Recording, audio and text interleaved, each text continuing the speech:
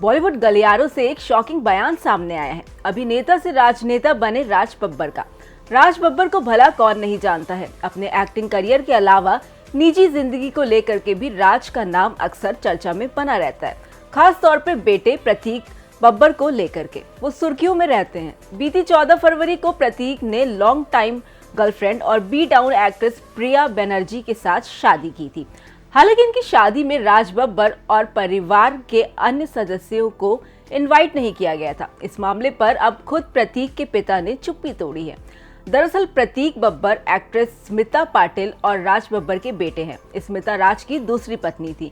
मां के निधन के बाद से प्रतीक और राज के रिलेशन में नाराजगी बनी रही। शायद प्रतीक ने अपनी शादी में पिता और परिवार के लोगों को शामिल नहीं किया। इस मामले को लेकर के फिल्मी गलियारों में सनसनी फैल गई कि आखिर क्यों प्रतीक बब्बर ने पिता को शादी में इनविटेशन नहीं दिया। इस मामले को लेकर के हाल ही में प्रतीक भाई और अभिनेता आर्य बब्बर ने अपने स्टैंड अप कॉमेडी शो में उठाया और राज बब्बर के रिएक्शन का जिक्र किया। उन्होंने बताया कि जब मैंने पापा से कहा कि अब तो मीडिया वाले हमसे पूछेंगे कि आखिर क्यों मेरे भाई ने हमें शादी में नहीं बुलाया, तो इस पर क्या जवाब दूंगा। तो उन्होंने इस पर बोल देना कि मर्द तो शादी करते रहते हैं।